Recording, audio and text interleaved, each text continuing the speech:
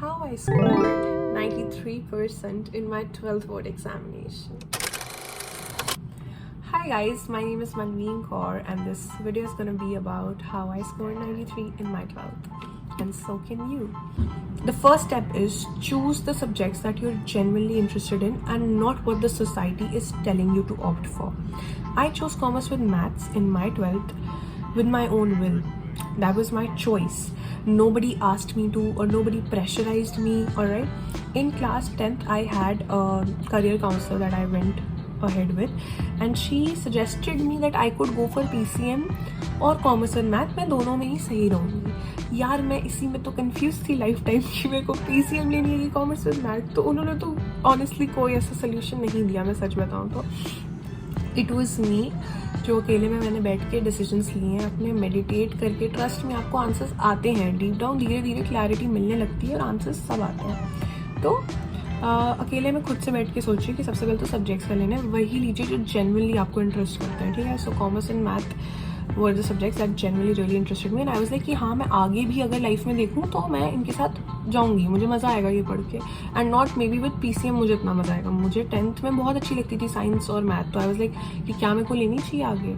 मैं हमेशा से मैथ और साइंस मेरे को बहुत इंटरेस्ट करते थे 10th तक, एंड अभी भी करते हैं. बट दैट डजंट मीन कि मेरे को 12th के बाद भी साइंस और डीपली पढ़ने में मज़ा आएगा. ये मैंने खुद से पूछा, and that is how you need to ask questions to your self as well, ठीक है. नाउ द सेकेंड, अगर अब आप सब्जेक्ट्स चूज कर चुके हैं अपने ऑलरेडी, तो क्या करें. Please guys be consistent. अगर आपने PCM लिया तो बिल्कुल ही कंसिस्टेंट रहना ही पड़ेगा PCM PCB के साथ, कोई और चॉइस ही नहीं है. इधर मैं कॉमर्स एंड मैथ को ज़्यादा एम करूँगी बिकॉज मैंने खुद वो लिया था, तो मैं उसके बारे में ज़्यादा अच्छे से बता पाऊँगी. कॉमर्स विद मैथ में आपके जो भी सब्जेक्ट्स हैं, सबसे पहली चीज़ तो वो बहुत ही अच्छे हैं, एंड वो ऐसे सब्जेक्ट्स हैं जो रियल लाइफ पे बेस्ड हैं, प्रैक्टिकली बेस्ड हैं, ठीक है. तो वो चीज़ आपको इंटरेस्ट करनी चाहिए कि हम कुछ ऐसा पढ़ रहे हैं जो एक्चुअली में आगे जाके हम फेस करेंगे या एक्सपीरियंस करेंगे कि भाई अकाउंटेंसी है, इकोनॉमिक्स है, बिजनेस स्टडीज़ है, ये सब रियल लाइफ चीज़ों के ऊपर बेस्ड है. And it is a combination of numerical study as well as a theoretical study. तो अगर आपको हमेशा से आप रट्टा करके पास हुए हैं तो वो भी बहुत अच्छी बात है, आपको बहुत मज़ा आएगा कॉमर्स में. अगर आप न्यूमेरिकली, आपको चीज़ें अच्छी लगती थी, जो कि मैं थी, मुझे न्यूमेरिकली चीज़ें सॉल्व करना बहुत अच्छा लगता था, इसीलिए मेरे को मैथ बहुत पसंद थी, ठीक है. तो मेरे को भी बहुत अच्छा लगता है क्योंकि अकाउंट्स में न्यूमेरिकल आपको चीज़ें समझ के ही करनी पड़ेंगी. उसमें मैथ मेरे को समझ के करनी पड़ती थी. इको में अगर आप चीज़ें समझेंगे, इतना क्लैरिटी मिलेगा कॉन्सेप्ट्स का, बहुत मज़ा आएगा इको पढ़ने में, ठीक है. बिजनेस में मुझे दिक्कत आती थी, तो फिर मैंने बिजनेस की दिक्कत के साथ कैसे डील किया. मेरी टीचर थी 11th में, Charu ma'am. She really help me and she was like कि मनी इसको भी समझ के करोगी तो बहुत अच्छे से समझ आएगा. मैं बिज़नेस को भी एक्चुअली में समझने लगी, एंड बिज़नेस में आप पे अपॉर्चुनिटी होती है अपने खुद के वर्ड्स में लिखने का. 11th में मैंने वो सब किया, बट 12th में आके मेरे को क्लैरिटी मिल चुकी थी कि बिज़नेस में आपको उसके कीवर्ड्स तो रटने ही पड़ेंगे, कोई और चॉइस ही नहीं है, ठीक है. क्योंकि अगर आपको बोर्ड में जाकर लिखना है, आपको वो कीवर्ड्स हाईलाइट करने हैं, आपको वो कीवर्ड्स एक्चुअली में मगअप करने पड़ेंगे, एंड वो मगअप भी तभी ही होंगे जब आप उन्हें एक्चुअली ढंग से समझेंगे. 11th की में भी आप रट के कर लें, बट 12th की बिजनेस को बहुत अच्छे से समझना ही पड़ेगा. तो commerce is a combination of समझना एंड रट्टाफिकेशन. तो बहुत ही मज़ेदार सब्जेक्ट है ये, ठीक है.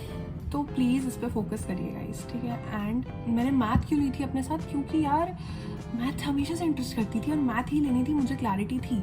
मैं अपनी मार्कशीट भी लगा दूँगी इधर, आप लोग एक देख सकते हैं कि मेरे किस में कितने मार्क्स आए थे. एंड अगर आप लोग एक सेपरेट वीडियो चाहते हैं कि किस में कितने कैसे मार्क्स आए, तो उसके ऊपर मैं वीडियो बना सकती हूँ.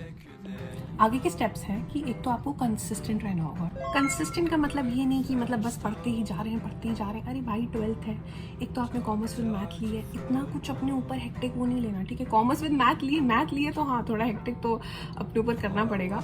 मेरे मैथ में ही बस एक 85 आए थे, जो मुझे अभी भी खटकते हैं कि यार मैथ में थोड़ी और मेहनत कर ली होती, बट ठीक है. I am happy with what ever I have scored, ठीक है. इट वॉज लाइक जितनी मेहनत करी उतना ही आपको रिजल्ट मिलता है, एंड आप भी कर सकते हैं. कंसिस्टेंट रहना है, बट मस्ती भी करते रहना है. यार भाई मैं 12th के बोर्ड के टाइम पे मैंने मस्ती करी है, मैं आपको सच बताऊँ तो. मैं मैनेज कर पाई इसलिए मैंने मस्ती करी, क्योंकि मुझे पता था मैं कॉन्सेप्ट पूरे साल पढ़ चुकी हूँ. अब उनको और ज़्यादा पढ़ के कुछ और हो नहीं जाएगा. कॉन्सेप्ट ढंग से समझ लो, क्वेश्चन फिर अपने आप ऐसे ऐसे बनेंगे, ठीक है. कॉन्सेप्ट अच्छे से समझो, this is the key point.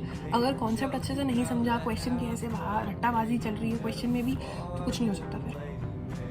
फिर तो एक एक क्वेश्चन ही करके ऐसे क्वेश्चन का भी रट्टा मारते रहो। बिकॉज 12th में हो, कॉन्सेप्ट्स को ढंग से समझना पड़ेगा। CBSE भी समझ चुका है, अब वो कॉन्सेप्ट रिलेटेड क्वेश्चन देते हैं, केस स्टडीज़ देते हैं, MCQs देते हैं, एंड वो सब तभी ही सॉल्व होंगे अगर कॉन्सेप्ट क्लैरिटी है तो।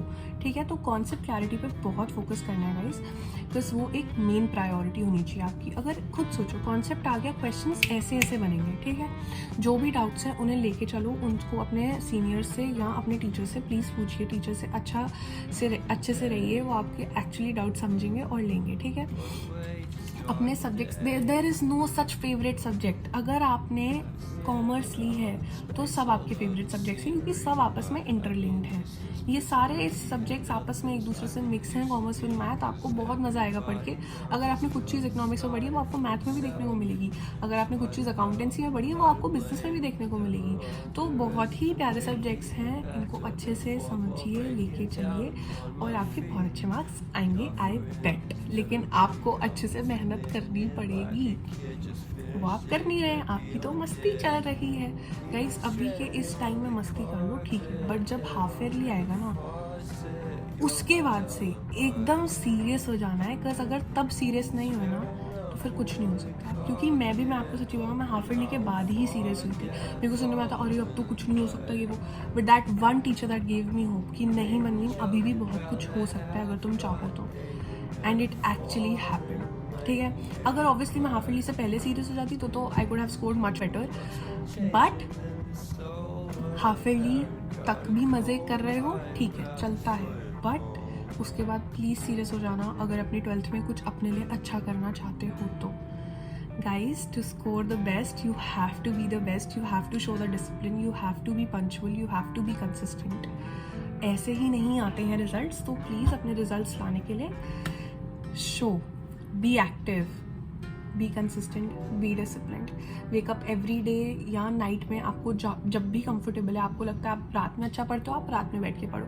आपको लगता है आप सुबह अच्छा पढ़ते हो, आप सुबह बैठ के पढ़ो, बट आपको अपने लिए टाइम निकालना ही पड़ेगा। अभी स्कूल चले जाओ, अपनी अटेंडेंस सब सही कर लो, लास्ट में बैठ के वो आपके पास महीने होने चाहिए, मंथ्स, कि आप बैठ के आराम से पढ़ सको अपना जो आप पढ़ना चाहते हो। ठीक है गाइस, मेक श्योर आप पॉइंटर्स अपने ब्रेन में रखो और एक एक चैप्टर का एक एक कॉन्सेप्ट अच्छे से समझना है। अकाउंटेंसी में सब कुछ लिंक्ड है, बिजनेस में सब कुछ लिंक्ड है। अगर नहीं समझा वो मिस आउट हो जाएगा। आपको सब कुछ अच्छे से सारे सब्जेक्ट्स का, सारे चैप्टर्स का कॉन्सेप्ट समझना है, क्योंकि एक सब्जेक्ट को छोड़ा अगला चैप्टर में क्या चल रहा है कुछ भी समझ नहीं आएगा। ठीक है, और एक भी चैप्टर छोड़ो ना, आपको पता है एक चैप्टर की कितनी वेटेज होती है। अकाउंटेंसी में शेयर्स वाला चैप्टर बहुत ही अच्छे से पढ़ना, उसकी वेटेज हद बहुत ही ज़्यादा उसकी वेटेज है। शेयर्स एंड डिबेंचर्स वाली बुक ही पूरी, वो प्रॉपर कंपनीज वाली, बहुत अच्छे से पढ़ना। डिसोल्यूशन इतना ईजी चैप्टर है अकाउंटेंसी का और इतने ज़्यादा उसका वेटेज रहता है, तो प्लीज़ ये सारे चैप्टर्स बहुत अच्छे से सब करना। ठीक है, आई होप, आई अज्यूम कि आपने पार्टनरशिप तो बहुत ही अच्छे से पढ़ी होगी, उसकी फंडामेंटल्स वाली पहला चैप्टर। तो प्लीज़ गाइज, अकाउंटेंसी पे बहुत ध्यान देना, मैथ्स पे बहुत ध्यान देना। बिजनेस और इको अगर आप ऑल्टरनेट डेज पे भी करेंगे आपका हो जाएगा। And now it comes to English. English में कैसे स्कोर करें भाई, मैं आपको सच्ची बताऊँ, मैंने इंग्लिश की क्लास के 10 डेज पढ़ी है, only 10 days, and I score 99 out of 100।